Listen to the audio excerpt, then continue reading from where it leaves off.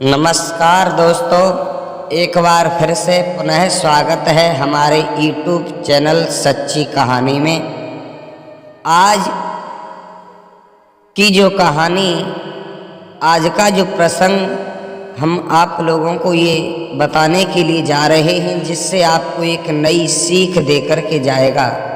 ये कहानी बड़ी ही ज्ञानवर्धक है। ये एक सारस के जोड़े की कहानी है। दोस्तों, ये सारस जो पंछी होता है, ये अपने जोड़े से और अपनी जो पत्नी होती है उससे अन्य पक्षियों की अपेक्षा अत्यधिक प्रेम करता है।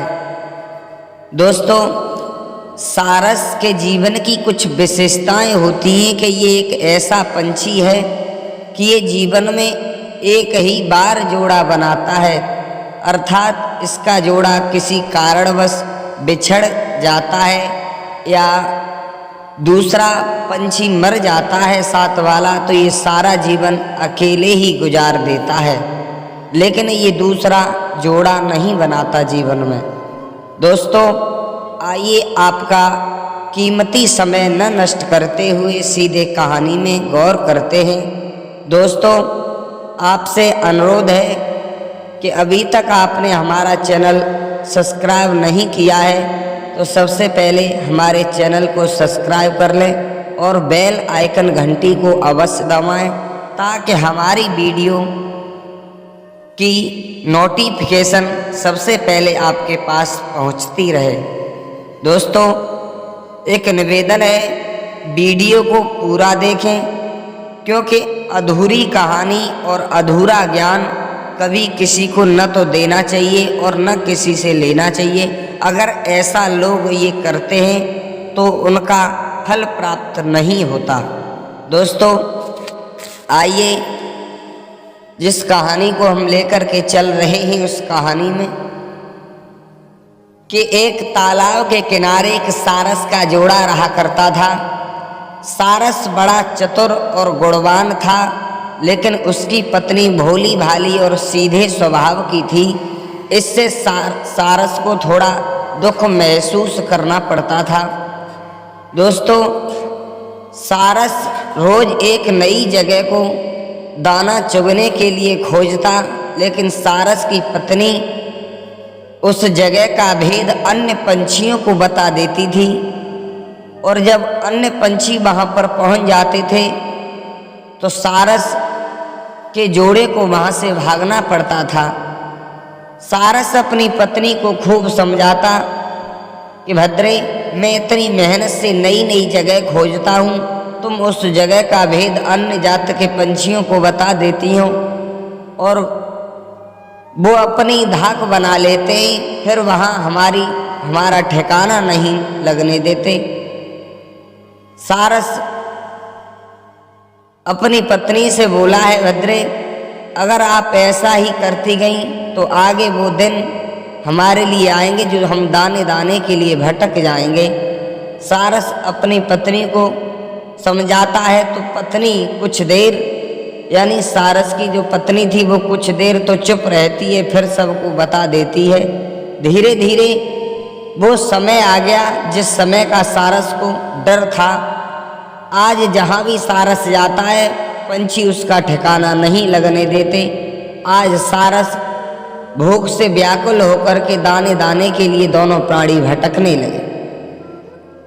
भूख से व्याकुल होकर के एक सुनसान जगह पर बैठे हुए थे। काफ़ी समय हो गया तो उधर से एक साधु महात्मा जी निकल करके जा रहे थे। साधु महात्मा की नज़र सारस पे पड़ी। साधु महात्मा ने सारस से पूछा, हे वत्स, आप इतने दुखी होकर के सुनसान जगह पर बैठे हो, इसका क्या कारण है? आपका चेहरा व्याकुल दिखाई पड़ता है। तो सारस बोला है, महात्मा जी, मैं बहुत दुखी होकर इस जगह पर बैठा हूँ। कई दिन हो गए मुझे भोजन नहीं मिला, और इसका कारण सिर्फ इतना है कि मैं अपने खाने के लिए नई नई जगह खोजता हूँ, लेकिन मेरी पत्नी अन्य पंछियों को ये जता देती है, ये बता देती है उसके बारे में। तो अब वो समय आ गया है कि हम जहाँ भी जाते हैं पंछी अपनी धाक बनाए बैठे हैं, वहाँ पर हमारा ठिकाना नहीं लगता। महात्मा जी बोले, हे सारस, तेरे जैसा मूर्ख प्राणी मैंने आज तक नहीं देखा। क्यों? जब तुझे ये पता है कि मेरी पत्नी सीधे स्वभाव की है, ये सारा हाल अन्य पंछियों को बता देती है, तो तुझे सारी बात का पता अपनी पत्नियों को नहीं लगने देता, हर बात क्यों बताता? सारस महात्मा जी से बोले, महात्मा जी, अपने जीवन में इसी बात की मैंने बहुत बड़ी गलती की, जिस गलती की सजा लिए मैं आज अकेला बैठा हूँ। आज महात्मा जी सारस से बोले, हैं वत्स, अब जो हुआ उस पे धूल फेंक करके छोड़ दे, लेकिन अब मैं तुम्हें ये 8 बातें बता रहा हूँ। इन 8 बातों को ध्यान से सुनना और अपने जीवन में इन 7-8 गांठों की 8 बातों की गांठ बांध लेना, जिससे तेरा जीवन सुधर जाएगा और इससे तेरा भविष्य बन जाएगा। तो महात्मा जी सारस से पहली बात बताते हुए बोले, सारस, हम तुम्हें पहली बात बताने के लिए जा रहे हैं, इसका विशेष ध्यान रखना कि अपनी मजबूरी को किसी के सामने मत बताना। चाहे कोई मित्र हो, चाहे पत्नी हो, चाहे भाई हो, चाहे परिवार वाला या कोई पड़ोसी हो, अपनी मजबूरी की बारे में कभी किसी को पता नहीं लगने देना। क्योंकि अगर सामने वाले को तुम्हारी मजबूरी का पता चल गया तो वो जगह जगह पर तुम्हारी मजबूरी का फायदा उठाएगा और हमेशा तुम्हें नीचा दिखाने की कोशिश करेगा। इसीलिए अपनी मजबूरी किसी को मत बताना।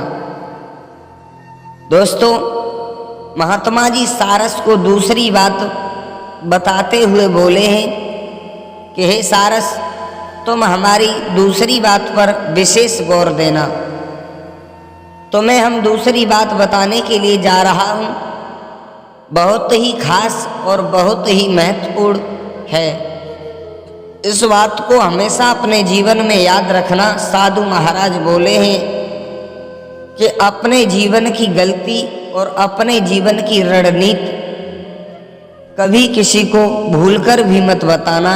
यदि आप भविष्य में ये गलतियां यदि किसी को बताते हैं तो उन्हीं गलतियों को लेकर के सामने वाला हमेशा तुम्हें नीचा दिखाने की कोशिश करेगा और आपको कभी ऊपर नहीं उठने देगा और संसार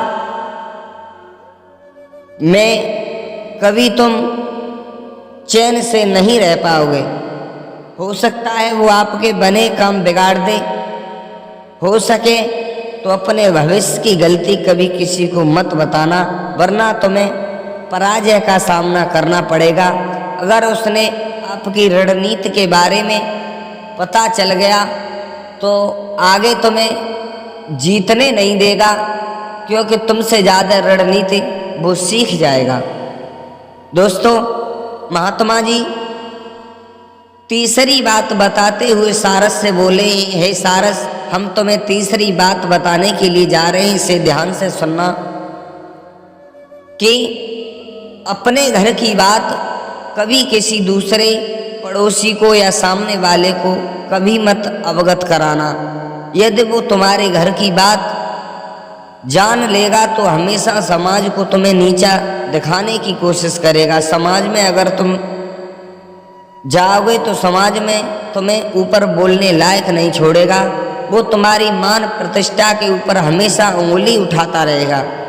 इसलिए तुम अपने घर की बात कभी किसी को मत बताओ।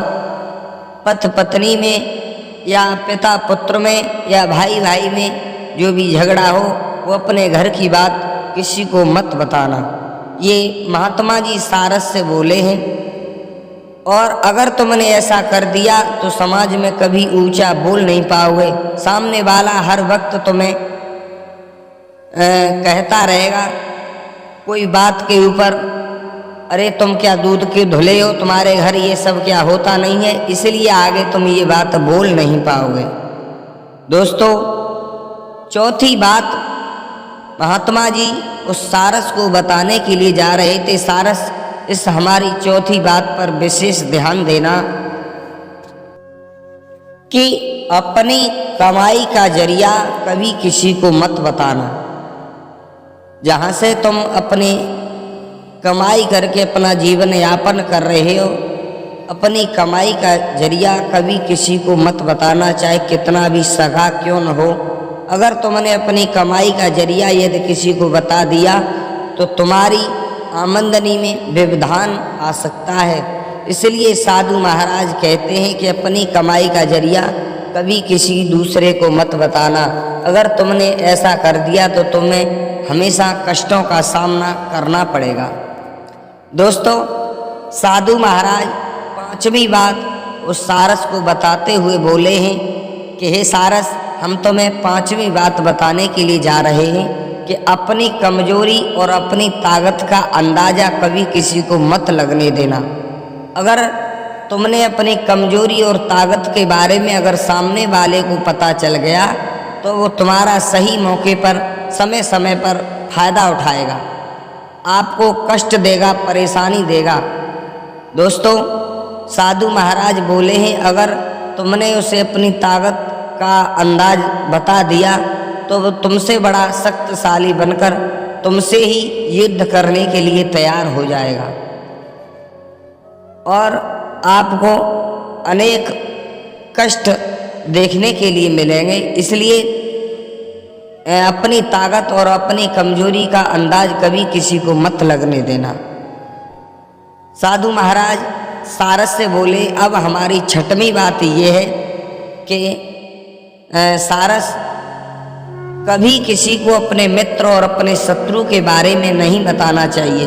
अगर उसे इस बात का पता चल गया कि अगला आदमी तुम्हारा मित्र है तो आपकी मित्रता तोड़वा सकता है, और अगर उसे ये पता चल गया कि सामने वाला तुम्हारा ये दुश्मन है तो वो तुम्हारे साथ न रह करके दुश्मन के साथ लग करके उसकी ताकत को दुगना कर देगा, और दुगना करने के बाद जब तुम्हारे सामने आएगा तो तुम्हारी उसके सामने पेश नहीं जाएगी, इसलिए तुम्हें उससे मात खानी पड़ेगी।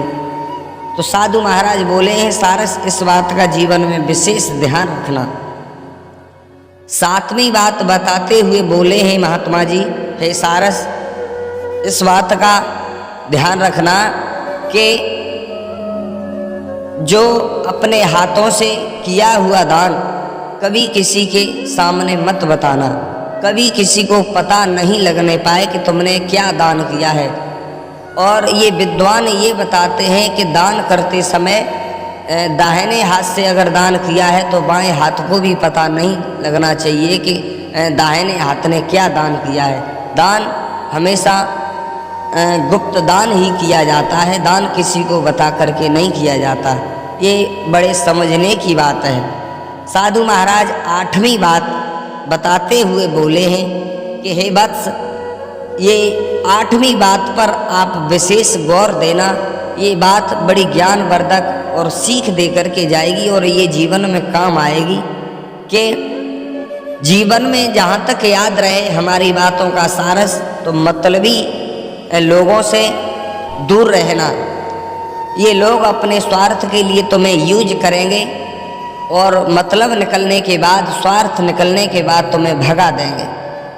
स्वार्थी लोगों से, मतलबी लोगों से बहुत दूर रखना, ये हमारी आठवीं बात है। इसका विशेष ध्यान रखना।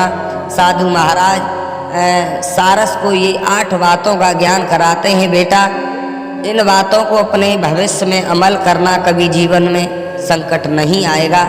दोस्तों, अब इसी के साथ हमारी वीडियो समापन की ओर है। आप सबसे हमारा निवेदन है कि अगर इस वीडियो से कोई सीख प्राप्त हुई हो तो हमारे चैनल को ज़्यादा से ज़्यादा लाइक करें, सब्सक्राइब करें और कमेंट करना न भूलें, और दोस्तों के पास, मित्रों के पास शेयर अवश्य करें। और दोस्तों, ये हमारा नया चैनल है, ज़्यादा से ज़्यादा सपोर्ट करने की कोशिश करें और मिलते हैं इसी तरह बने रहिए अगली वीडियो में। धन्यवाद।